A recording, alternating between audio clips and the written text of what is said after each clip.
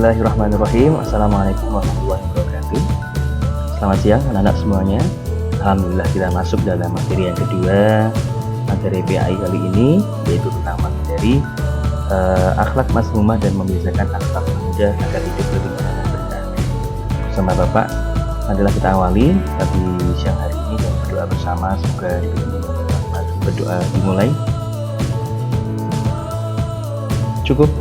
Baik, kita akan memasuki dalam materi yang pertama. Di pertemuan yang kedua kali ini kita akan lihat, minggu lalu telah belajar mengenai berbagai macam komentar tentang cerita, mengambil kesimpulan tentang sebuah gambar yang sangat mengandung unsur daripada perilaku yang harus kita hindari. Oke, baik, yang lanjutnya kita akan coba masuk ke slide yang kedua, yaitu menghindarkan diri dari sifat temperamental. Nah, sifat ini termasuk sifat mazmumah yang disebut sebagai ghadab dalam bahasa Arabnya, di mana secara definisi sifat temperamental ini, ghadab ini, yaitu temperamental atau sifat mudah marah dalam bahasa Arab berarti dari kata ghadab, dari kata dasar ghadiba yaghdabu ghadaban. Nah, menurut istilah, ghadab berarti sifat seseorang yang mudah marah karena tidak senang dengan perilaku atau perlakuan atau perbuatan orang lain, di mana sifat marah selalu mendorong manusia untuk bertingkah laku buruk.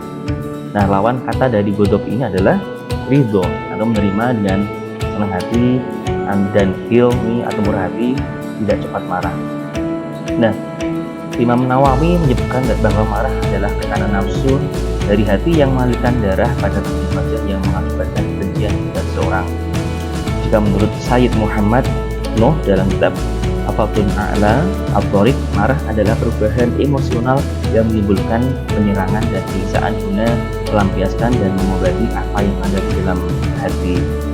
Maka murid-murid semuanya, bagaimana caranya untuk belajar agar tetap sabar dan marah, agar kelak ilmu yang masuk dalam diri kita dan ilmu yang bermanfaat, ilmu yang mengandung dalam kedamaian. Selanjutnya, nah, penyebab sifat ghadab. Sifat ghadab yang pertama adalah faktor fisik atau jasmania. Yang pertama adalah karena sebab kelelahan, ya, kelelahan yang berlebihan bekerja ataupun belajar pada waktunya, ya, kekurangan zat-zat tertentu dalam tubuh, ya, faktor biologisnya ini. Kemudian reaksi kelamin, ya, reaksi hormon kelamin. Jadi hormon yang kurang sesuai, kurang seimbang akan mereaksi faktor yang membuat kita ini sering bisa mudah marah. Yang kedua, faktor psikis atau faktor rohaniah. Nah, yang pertama yang membuat kita ini sifatnya kita ini sering sebab marah, mudah marah. Yang pertama adalah ujub. Ujub ini sifatnya setan, iblis, ya, yaitu bangga diri, ya, bangga terhadap apa yang dimiliki diri sendiri, bangga terhadap apa yang kita miliki, begitu. Yang kedua adalah perdebatan atau perselisihan. Nah, hal ini menyebabkan kita ini sering terjadi pada hal-hal yang merasa paling benar sendiri. Kemudian yang ketiga adalah senda gurau. Nah, senda gurau atau sering gojek, begitu, ya, dalam bahasa Jawanya, itu yang membuat kita ini sering menjadi faktor mudah marah, ya. Jadi faktor kita ini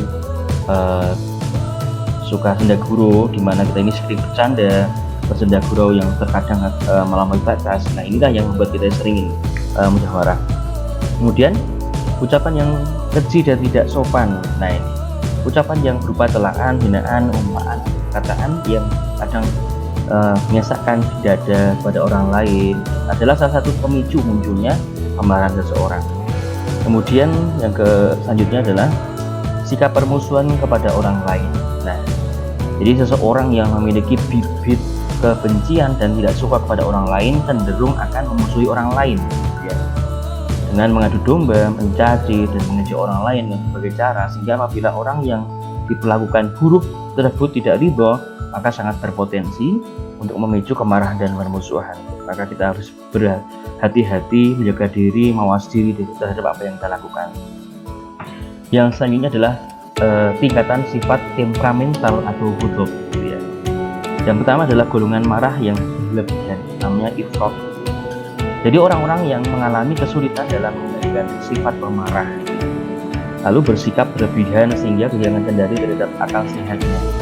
Nah, kalau akal sehat sudah tidak bisa dikendalikan, maka ya orang yang seperti itu dalam kaidah Arab kadang orang yang mudah marah tidak bisa dikendali, maka sudah tidak punya akal sehat, alias sudah akalnya tidak waras atau gila.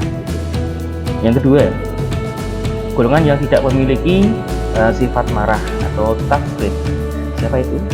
Tafrid adalah golongan yang tidak bisa marah, merupakan kebalikan dari golongan ifrat, di mana golongan ini sama sekali tidak menunjukkan sikap marah terhadap apapun yang terjadi di sekitarnya itu.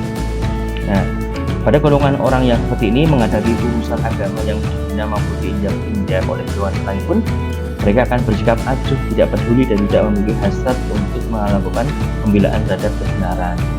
Sedangkan Rasulullah yang merupakan manusia yang paling tawadhu pun akan tetapi marah dan mempertahankan agamanya, gitu ya. Nah, jadi acuh ini, golongan-golongan ini yang tidak memiliki sifat marah ini juga buruk. Kenapa? Karena acuh, gitu ya. Karena acuh dan tidak mau memberikan reaksi bila mana kita ini diinjak agamanya, diinjak reputasinya, begitu ya. Jadi Rasulullah pun yang manusia biasa pun juga akan menentang bila mana orang-orang itu sudah tidak memberikan efek yang baik, tidak memberikan contoh yang baik pada agama kita, kan begitu ya. Nah, golongan seperti ini apabila terjadi pelanggaran hak terhadap keluarga maupun dirinya, dia akan tetap bersikap melunak, dia lemah dan tidak bisa berbuat apa-apa, gitu ya. Ini golongan tafrid. Ya. Kemudian yang ketiga adalah golongan yang mampu berlaku adil dan proporsional atau i'tidal. Nah, bagaimanakah i'tidal itu? I'tidal di sini adalah golongan di mana golongan moderat yang berada di antara ifrat dan tafrid. Ya, ifrat yang pertama tadi orang yang golongan marah berlebihan, kemudian tafrid ya. Nah, ini di tengah-tengahnya. Nah, bagaimana itu? Mereka tidak kehilangan sifat pemarah sama sekali, tetapi akan marah hanya pada saat-saat tertentu dengan kemarahan yang proporsional. Nah, dia.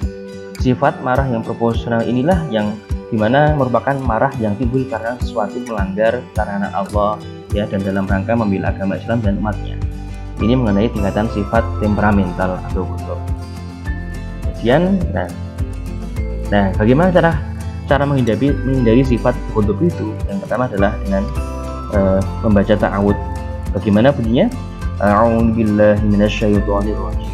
Atau mungkin dalam versi lain, a'udzu bikalimatillahi tammati min syarri ma khalaq, gitu ya. Begitu. Itu yang gimana hal ini dilakukan karena ajaran agama menyebutkan bahwa marah adalah hasutan dan perangai setan. Na'udzubillahi min dzalik. Yang kedua adalah merubah posisi. Jika seseorang mendapatkan kemarahannya pada saat dia sedang berdiri, maka hendaklah dia segera untuk duduk. Jadi merubah posisi. Kalau dia marahnya pas berdiri, duduk. Kalau marahnya duduk, maka dia berdiri, gitu. Kemudian yang ketiga adalah diam atau tidak berbicara. Nah, pada saat seseorang sedang marah, maka emosi yang ada dalam dirinya ini akan meningkat, gitu ya. Sehingga wajib bagi dia untuk diam atau tidak berbicara. Kemudian yang keempat adalah berwudu. Ya, mungkin kita tidak asing dengan berwudu itu bagaimana, di mana air wudu dapat memberikan efek tenang bagi orang yang sedang marah serta meredakan api kemarahan di dalam hati agar tidak meledak dan menyakiti orang lain. Jadi ketika kita lagi mau muncul marahnya, ya, silakan ambil air wudu, ya, segera ke kamar mandi atau ke tempat air wudu, mengambil wudu dengan niat, ya Allah, hilangkanlah sifat marah dalam diriku ini. Kemudian yang ketiga, yang terakhir, yang keempat adalah yang kelima, mengingat wasiat Rasul dan janji Allah Subhanahu wa taala. Apa itu? Barang siapa yang mampu menahan amarahnya, sedangkan bisa saja ia meluapkannya, Allah taala akan memanggilnya di hadapan para makhluk yang lainnya pada hari kiamat untuk memberikan pilihan baginya bidadari yang ia inginkan. Hadis riwayat Abu Daud. Artinya apa? Ingat janjinya Rasulullah SAW. Ingat janjinya Allah. Apa itu? Barang siapa yang mampu menahan amarahnya, sedangkan dia itu masih bisa potensi untuk marah, ya, maka janjinya Allah dan Rasulnya nanti di hari kiamat nanti dia akan diberikan pilihan, ya, untuk apa? Untuk menentukan atau memilih bidadari mana yang ia inginkan. Nah, bagi anak yang hanya ingin bidadari surga, silakan menahan amarah dari mulai sekarang, gitu ya. Baik. Nah, sehingga kita tahu manfaatnya menghindari sifat temperamental atau ghadab itu apa. Yang pertama adalah menghindari kebencian dari permusuhan, ya. Kemudian membawa kebahagiaan, ya. Ketika hati tidak ada dengki, tidak ada dendam, tidak ada marah, maka pasti akan bahagia. Maka sebaliknya, kalau kita ini masih punya rasa dendam, punya rasa huduk, akhlak yang terburuk gitu ya, maka pastilah dia tidak akan pernah merasa bahagia. Yang ketiga adalah mendapatkan pahala yang besar dari Allah SWT. Ini janji yang mutlak Allah berikan pada hamba yang mau melakukan hal yang baik, orang yang mau berbuat kebaikan, ihsan gitu ya. Gitu. Nah, sesuai dengan Allah sampaikan pada surah yang tadi kita sampaikan di pertemuan pertama, yaitu Ali Imran ayat 133, yang artinya adalah tentang dan bersegeralah kamu mencari ampunan dari Tuhanmu dan mendapatkan surga yang luasnya seluas langit dan bumi yang disediakan bagi orang-orang yang bertakwa, yaitu orang yang mau berinfak baik di waktu lapang maupun sempit, dan orang-orang yang menahan amarahnya dan memaafkan kesalahan orang lain, dan Allah mencintai orang-orang yang berbuat kebaikan. Begitu. Selanjutnya, nah, membiasakan perilaku kontrol diri. Apa itu? Nah, kontrol diri ini adalah materi yang kita bahas di materi yang ketiga nanti, yang semoga kita dapat mengaplikasikannya pada pertemuan datang, baik di dalam kehidupan sehari-hari maupun yang telah lampau gitu ya. Kita akan belajar mengenai apa itu implementasi sikap kontrol diri dalam kehidupan ya. Kemudian membiasakan tentang apa itu